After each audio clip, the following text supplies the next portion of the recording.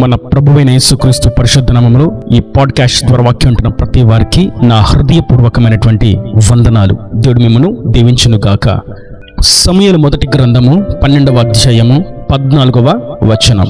మీరు యెహోవా యందు భయభక్తులు కలిగి ఆయన మాటను విని ఆయనను సేవించి ఆయన ఆజ్ఞను భంగము చేయక మీరును మిమ్మును ఏలు రాజును మీ దేవుడిని యెహోవాను అనుసరించిన ఎడల మీకు క్షేమము కలుగును. చదివినటువంటి వాక్య భాగంలో ప్రభు తెలియచేసినటువంటి మాట, మీకు క్షేమము కలుగును గాక. మనం ఎప్పుడు క్షేమంగా ఉండాలని మన ప్రభు కోరుకుంటూ ఉన్నారు. అయితే క్షేమము పొందుకోవడానికి ప్రపంచంలో మనం గమనిస్తున్నట్లయితే అనేకమైనటువంటి ప్రదేశాలు, అనేకమైనటువంటి ప్రాంతాలు, అనేకమైనటువంటి పరిస్థితులు కల్పించబడినట్లుగా మనకు అనిపిస్తూ ఉంటుంది. అక్కడికి వెళ్తే క్షేమము, ఇక్కడ ఉంటే క్షేమము, ఇలా జరిగితే క్షేమము, ఆ విధంగా ఉంటే క్షేమము అని నరుని యొక్క భౌతికమైనటువంటి ఆలోచనలతో ఇది క్షేమము అని అనుకుంటారు. కానీ ప్రభు ఇచ్చేటువంటి క్షేమం నిజమైనటువంటి క్షేమం. ఆయన కలిగించేటువంటి క్షేమం ఎంతో అత్యున్నతమైనది, ఎంతో అపురూపమైనది. నీ ప్రక్కన 1000 మంది కూలినను, నీ కుడి ప్రక్కన 10,000 మంది కూలినను నీకు ఏ అపాయము సంభవింపదు, నీ దరికి ఏ తెగులు రాలేదు, నీ గుడారమును తాకలేదు, నిన్ను ఏ శత్రువు ముట్టలేడు అని చెప్పడంలో ఆయన మనకు కలుగు చేసేటువంటి క్షేమము మనకు అర్థమవుతుంది. చుట్టూ ఎన్నో ప్రతికూలమైనటువంటి పరిస్థితులు, శత్రులు దండు దిగినట్లుగా ఆయుధములతో దిగినప్పటికీ క్షేమము కలిగించేటువంటి ప్రభు మనతో ఉన్న ఎడల ఏది కూడా ఎంత మాత్రమో మనకు హాని చేయలేదు. ఆయన అనుగ్రహించేటువంటి క్షేమము ఎంతో శ్రేష్టమైనది. అయితే ఆయన మనకు క్షేమము అనుగ్రహించడానికి ఆయన కొన్ని షరతులను అక్కడ రాయించి ఉంచారు. ఆయన యొక్క ఆశీర్వాదం మనం పొందుకోవాలి అని అనుకున్నప్పుడు నిశ్చయముగా ఆ ఆశీర్వాదం వెనుక ఉన్నటువంటి ఆజ్ఞలను కూడా మనం పాటించాలి.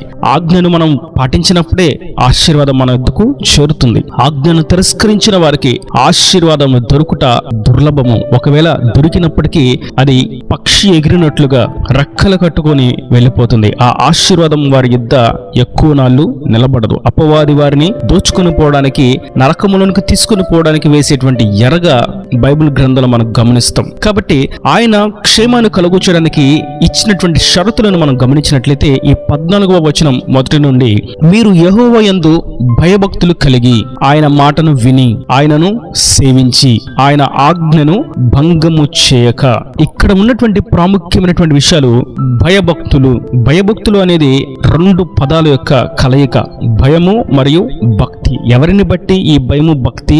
దేవునిని బట్టి. ఆయన దృష్టిలో భక్తి చేయాలి మరియు భయము కలిగి ఉండాలి. మందిరానికి రావడము, వాక్యాన్ని వినడము, వాక్యాన్ని ధ్యానించడము, పాటలను వినడము, స్తుతించడము, ఆరాధించడము అనేటువంటి భక్తి ఎంత ప్రాముఖ్యమో బయటకు వెళ్ళిన తర్వాత ఆయన చూస్తున్నాడు, ఆయన గమనిస్తున్నాడు, మన ప్రతి కదలికను ఆయన గమనిస్తున్నాడు అనేటువంటి ఆత్మీయ స్పృహ కలిగి పాపాన్ని విడిచిపెట్టి పరిశుద్ధంగా జీవించుటకు అడుగు వేయడంలో భయము కలిగి ఉండాలి. ఆయన ప్రతి క్రియకు ప్రతిఫలం ఇస్తాడు అన్నటువంటి మాటను మనం గుర్తుంచుకోవలసిన వారమై ఉన్నామని వాక్యము తడగా సెలవిస్తుండగా మనము ఆయన యందు భయభక్తులు కలిగి ఉండాలి.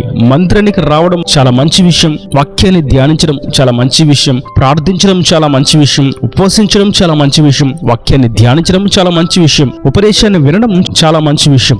అయితే ఏ విధంగా ఆయన యందు భక్తిని కనపరుస్తున్నామో ప్రక్కకు వెళ్ళిన తర్వాత భయముతో ఆ భక్తిని కొనసాగించుటయే భయము కలిగి జీవించుట, భయభక్తులతో కూడినటువంటి ఆత్మీయ జీవితం. వీటిని బట్టి ప్రభు క్షేమాన్ని కలుగు చేస్తాడు. మరియు 2వ విషయం, మీరు ఆయన మాటను విని. మనం మనుషుల మాటలు వినడానికి చాలా మొగ్గు చూపుతూ ఉంటాం, వారి గురించి వీరి గురించి తెలుసుకోవడానికి ఆసక్తి కనపరుస్తూ ఉంటాం. కానీ క్రీస్తునందున్నటువంటి మనము నూతన సృష్టి అని గుర్తించిన వారముగా మనుషుల యొక్క మాటలను, ముసలమ్మ ముచ్చట్లను, వారి గురించి వీరి గురించి జరిగినటువంటి విషయాలను మనం వినేదానికంటే దేవుని మాట వినడం మనకు క్షేమము. మనము ఆయన మాటను వినకుండా ఎన్ని చేసినా అది మనకు క్షేమము కాదు. ఆయన యందు భయభక్తులు కలిగి ఉండాలి అని చెప్పిన మాట మనం వినాలి. ఈ మాటను మనం తిరస్కరించి దేవుడు నాకు క్షేమాన్ని కలుగు చేస్తానని చెప్పాడు అని ఆ మాటను గుర్తుంచుకున్నంత మాత్రాన క్షేమము కలుగదు. ఆయన మాటను మనము వినాలి. ఇంతకీ ఏంటి ఆయన మాట?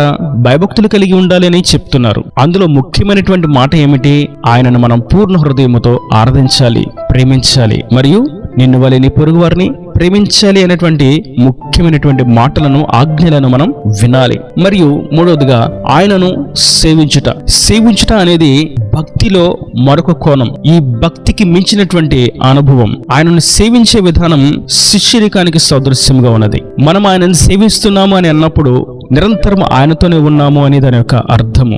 భక్తి కాసేపు మందిరంలో గడపడానికి, భక్తి కాసేపు ప్రార్థించడానికి, భక్తి కాసేపు వాక్యాన్ని వినడానికి కలిగి ఉన్నట్లయితే, సేవించడం అనేది ఎల్లవేళలా మనం భక్తి జీవితాన్ని, ఆయన యందు భయం కలిగి జీవించడాన్ని గుర్తు చేస్తుంది. ఇది ఆత్మీయ జీవితంలో స్పృహ కలిగిన, మెలకువ కలిగిన, చురుకుతనము కలిగినటువంటి అనుభవం. ఆదివారం ఒక్కరోజే భక్తిలో ఉండేటువంటి అనుభవం, మిగిలిన 6 దినాలు లోకంలో ఉండేటువంటి అనుభవం సేవించేటువంటి అనుభవం కానే కాదు. ఎల్లవేళలా ఆయనను దృష్టిలో ఉంచుకొని మనుగడను కొనసాగించుటయే ఆయనను సేవించుట. వాక్యాన్ని నిరంతరము ధ్యానిస్తూ మన హృదయంలో పదిలపరుచుకొని, ఆయనను గూర్చి ఎల్లప్పుడూ స్థితిగానం మన నోట ఉంచుకుని, ఆయన శిలువ దర్శనం మన కనుల ఎదుట పెట్టుకుని, ఆయన అడుగుజాడలలో మనము తుది వరకు కొనసాగడమే సేవించడము. మరియు మరొక విషయాన్ని గమనిస్తాం, ఆయన ఆజ్ఞను భంగము చేయక.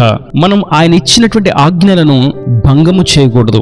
ఇప్పటి వరకు భయభక్తులు కలిగి ఉండాలి, ఆయనను పూర్ణ హృదయంతో ఆరాధించాలి, నిన్నువలే నీ పొరుగువారిని ప్రేమించాలి, నా మాట వినాలి, నన్ను సేవించాలి అని చెప్పినటువంటి ఆయన యొక్క ఆజ్ఞలను మనము భంగము చేయకూడదు. మనకు నచ్చినట్లుగా ఆజ్ఞను విరిచి, వక్రీకరించి ఆపాదించుకోకూడదు. ఆయన ఏ విధంగా ఆజ్ఞను స్పష్టంగా తెలియచేశారో ఆ విధంగానే ఆజ్ఞను కొనసాగించాలి. నిన్ను వలె నీ పొరుగువారిని ప్రేమించాలి అని చెప్పినప్పుడు అక్కడ కులము, మతము, ఎత్తు, రంగు, రూపు, ధనము, ధనిక భేద, ప్రాంతము, దేశము, భేదము, వ్యత్యాసము ఏమీ లేనేలేదు. నిన్ను వలె నీ పొరుగువారిని అని అన్నప్పుడు ప్రతి వారిని మనం ప్రేమించబద్ధులమై ఉన్నాము. ఇది ఆయన ఆజ్ఞను భంగము చేయకుండా కొనసాగించుట. వ్యభిచారం చేస్తేనే పాపము అని అన్నప్పుడు ప్రభు క్రొత్త నిబంధనలో తెలియజేసినటువంటి మాట, మీరు ఒక స్త్రీని గాని పురుషుని గాని మోహపు చూపుతో చూచినట్లయితే అక్కడే మీరు వారితో వ్యభిచారము చేసినట్లు అని చెప్తున్నారు. దాని యొక్క అర్థం, మన యొక్క కనుదృష్టి పవిత్రంగా కాపాడుకోవాలి. ఈ విధంగా మనం ఎల్లవేళలా చూపులలో కూడా పరిశుద్ధతను కలిగి ఉన్నట్లయితే అది ఆయన ఆజ్ఞను భంగము చేయకుండా ముందుకు కొనసాగడము. పొరుగువానిది ఏది ఆశించకూడదు అని అన్నప్పుడు దాని మీద దురాశ కలిగి ఉండకూడదు. దానిని సంపాదించడానికి తప్పుడు మార్గాలను ఎన్నుకోకూడదు. అటువంటి దురాత్మ సంబంధమైన దుష్టమైనటువంటి తలంపు రాకమునిపే లేదా వచ్చిన వెంటనే జయించడమే ఆయన ఆజ్ఞను భంగము చేయకుండా ముందుకు కొనసాగడం. ఒకవేళ మనకు నచ్చనిది జరిగినప్పుడు ఒకలాగా, నచ్చినది జరిగినప్పుడు ఒకలాగా, మనకు ఇష్టం ఉన్న వారితో ఒకలాగా, మనకు ఇష్టం లేని వారితో మరొకలాగా, ధనం ఉన్న వారితో ఒకలాగా, ధనం లేని వారితో ఒకలాగా, ఇలా వ్యత్యాసాలతో భేదాలతో ప్రవర్తిస్తున్నట్లయితే అది ఆయన ఆజ్ఞను భంగము చేయుట. ఇశ్రాయేలుకు ప్రభు సెలవిచ్చినటువంటి మాట, మీరు పరదేశులను కూడా ప్రేమించాలి, వారిని మీరు దయతో చేర్చుకోవాలి, వారిని మీ మధ్య ఉండనివ్వాలి, భర్త లేని వారిని, తండ్రి లేని వారిని మీరు ఆదరించాలి, మీ చెంతకు చేర్చుకోవాలి. ఇది ఆయన ఇచ్చినటువంటి ఆజ్ఞ. ఇది ప్రేమపూర్వకమైనటువంటి ఐక్యతతో కూడినటువంటి ఆజ్ఞ. అయితే వీటిని నిర్లక్ష్యపరుస్తూ మేము భక్తిలో ఉన్నాము అని అనుకుంటూ ఉన్నట్లయితే అది ఆయన ఆజ్ఞను భంగము చేసేటువంటి క్రియ.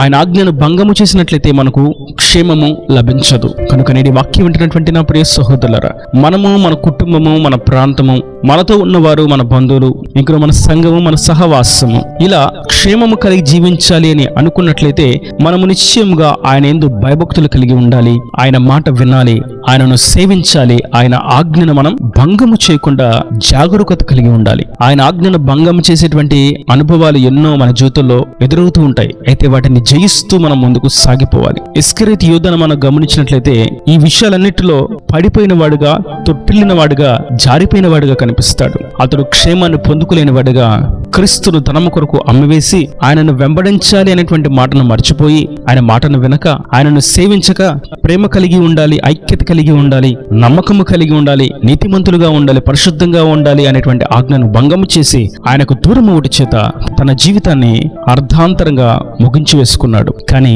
యోసేపు ఆయన యందు భయభక్తులు కలిగి, ఆజ్ఞలు ఏమిటో తెలియకమునిపే, ధర్మశాస్త్రం ఇంకను రాకమునిపే, ప్రభు యొక్క పరిశుద్ధ రక్తం ఇంకను చిందించబడక మునిపే ఆయన యందు భయభక్తులు కలిగి జీవించి, ఆయన మాటకు లోబడుతూ, ఎల్లవేళలా ఆయనను సేవిస్తూ, ఆయనకు ఆయాసకరంగా ఏది చేయకూడదు అనేటువంటి ఆత్మీయ స్పృహ కలిగిన వాడుగా జీవించాడు. కాబట్టి యోసేపు ఎక్కడున్నా యోసేపు క్షేమము కలుగుతూనే ఉన్నది. నేటి వాక్యం వింటున్నటువంటి నా ప్రియ సహోదరులారా, మనము కూడా దేవుని యొక్క క్షేమము పొందుకునదలిచిన ఎడల ఈ ప్రాముఖ్యమైనటువంటి విషయాలను మనలో మననం చేస్తూ ఆ ప్రకారం మనం జీవిస్తూ ముందుకు సాగినట్లయితే దేవుడిచ్చేటువంటి క్షేమకరమైనటువంటి స్థితిలో మనం నిలవగలుగుతాం. ప్రతికూలమైనటువంటి వాతావరణంలో దేవుని యొక్క కరుణ హస్తాలు మనం భద్రము చేయబడగలుగుతాం. ఈ నా దేవుని మాటల ప్రతి వాని హృదయంలో నిరకటి ఫలింపు చేయను గాక. ఆమేన్. God bless you. తలల వంచి కన్నులు మూసినట్లయితే మీ కొరకు చిన్న ప్రార్థన. ప్రేమ స్వరూపి కరుణ కటాక్షం గల నా తండ్రి, నా ప్రభు వాక్యం ప్రతి వారిని మీరు నిండాలుగా దీవించండి, ఆశీర్వదించండి. అయ్యా, నీవు క్షేమము కలుగు చేస్తావని, అయితే నీవు ఇచ్చేటువంటి క్షేమాన్ని మేము పొందుకున్న తెలిసిన ఎడల నీ యందు భయభక్తులు కలిగి జీవించాలని, నీ మాట వినాలని, నేను సేవించాలని, నీ ఆజ్ఞను భంగము చేయకూడదని మీరు సెలవిచ్చారు. ఈ ప్రాముఖ్యమైనటువంటి విషయాలను గ్రహించిన వారికి వాక్యం ప్రతి వారు నీ క్షేమమును పొందుకుంటూ సహాయం చేయండి. ఇంకను వారి ప్రతి అవసరతను అక్కర్ను